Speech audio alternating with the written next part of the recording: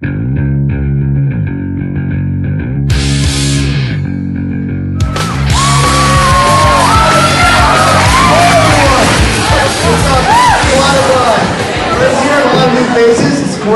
If you guys might not have heard, my name is Shepard, and I'm going to be performing stand-up comedy.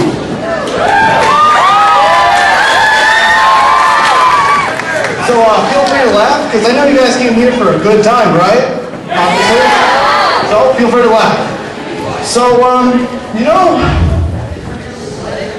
I think in life there are often those who, you know, are early to things, and then there are those who are on time. And then there's my family. As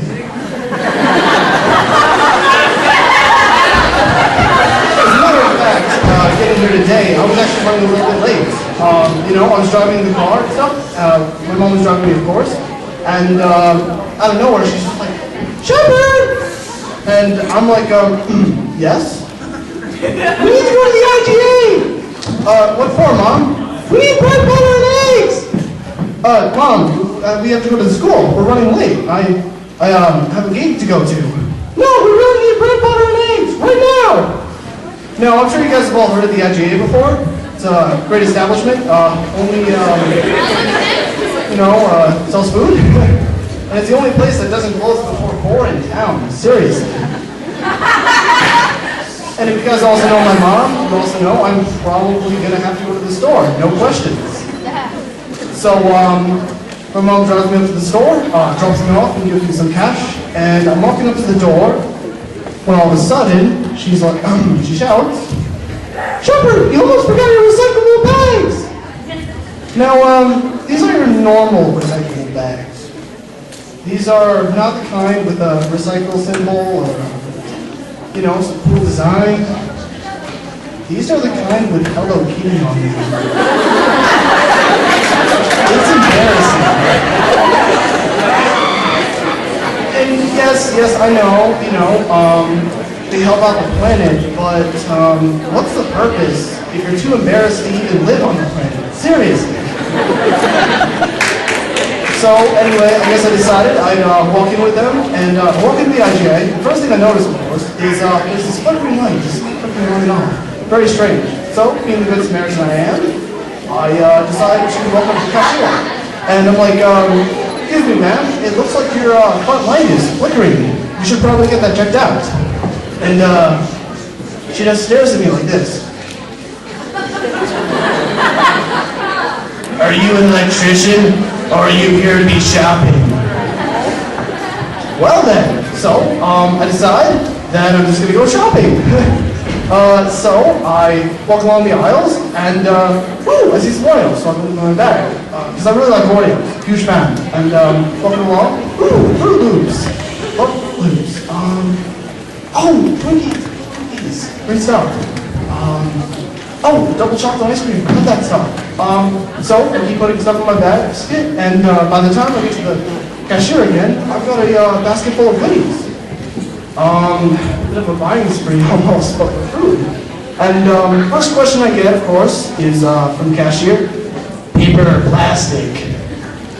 When I respond very confidently, neither! And I pull out my Hello Kitty recyclable bags. And the woman starts bagging up my items, and she's probably thinking, is that teenager really walking around with Hello Kitty bags? They don't pay me enough here. And so I get everything bagged up, okay, and I'm on my way.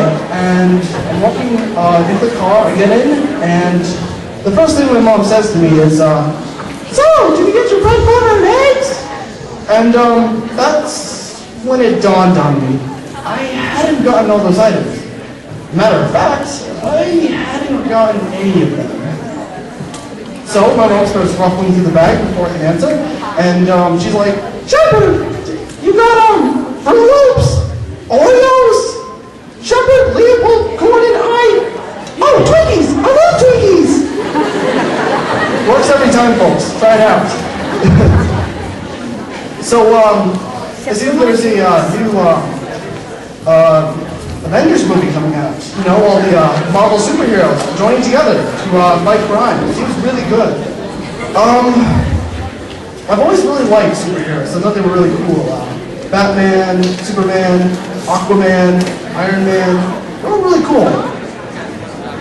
And all this talk of superheroes got me thinking, maybe I could come up with a superhero.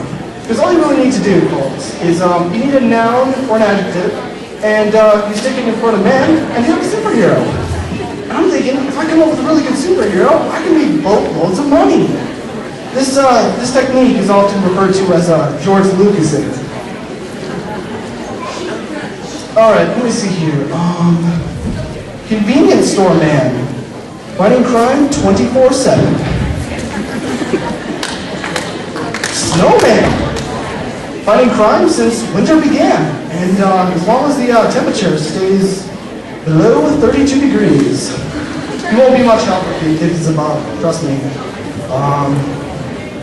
Hipster man. Fighting crime before it was cool. Lazy teacher man. Meanwhile, back in the teacher's lounge. Oh, I got one. Men's warehouse man. A crusader in formal wear. You're gonna like the way you look. I guarantee it. I'm also a huge fan, by the way, of Captain America. You know, he's got his shield and stuff, and he fights for America. It's really cool, I think. But seriously, you know what country really needs a superhero? France. You know, it seems like they're getting really beat up in a lot of wars. More recently, they surrendered in Vietnam, Algeria, World War II, the Napoleonic Wars, and Haiti. Surrendered in all of them.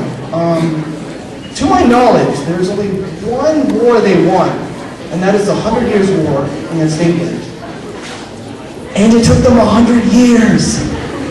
100 years! How do you take that long to fight a war? And just to point out, folks, they still named the channel the English Channel, so I don't know. Don't know if it was that successful. So yeah, I'm thinking maybe I'll create a superhero named Captain France, and you know, he'll be a fighter for the country of France, and maybe at some point I'll have him, you know, say, I see England, I see France, in order to surrender, I need my underpants. Because, you know, he needs a white flag to surrender. Anyone? Nah, never mind. And, well, hold on. You know, then you realize he doesn't actually have a white flag. He doesn't have an extra pair of tiny whiteys.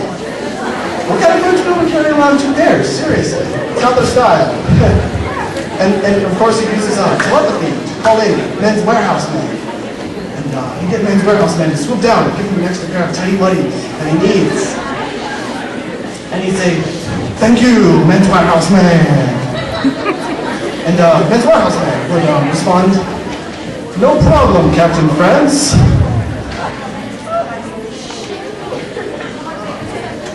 You're gonna like the way you look in those whitey tighties. I guarantee it.